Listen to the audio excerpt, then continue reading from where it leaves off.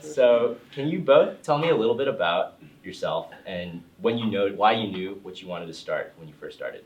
What resources did you have available at the time, and what were your biggest challenges? Okay. I'll start. That's a lot of questions. So I guess I'll start from the beginning. I started doing woodworking when I was around 10 or 11 years old, and I started making cutting boards and like bottle stoppers and stuff like that, a couple tables. And then one day I got a wooden bow tie from a friend, and I realized that like this could be a really big market, and it didn't seem like there were a lot of other products that had high quality, and I knew with my background that I could make something that was high quality. And so I spent a couple months coming up with the prototype, and I put it up on Etsy, and it sold like almost immediately for like a lot more money than I was selling other things for. And I thought, man, there actually could be a real opportunity here, not just to like make $10 an hour, but like an actual business. And so from there, I decided that I needed to do something that was really gonna force me to come up with all the marketing and basically come up with like the steps that I was gonna do to make it a reality. And so that's why I went to Kickstarter. Not as much just for the money, but because it was something that was gonna like give me timelines to execute things. And so I put it up on Kickstarter. We ended up being fully funded, and from there I just started expanding my products. We started selling really well, and then my junior year of high school, I was making like a good amount of money, but I was also thinking about what was going to happen when I went to college. So like, should I shut it down? Should I try to like outsource things? And so I decided that I wanted to try to outsource it. And that was a really hard decision because I knew that the risks there were huge.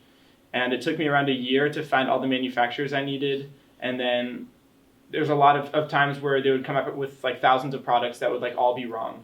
And like I lost a lot of money on those things, but over like the long term, it was an investment in me not having to be active in the business. And so I ran it like that for 2 years, and then I eventually decided to sell it this May. Thank you so much. Yeah, all right.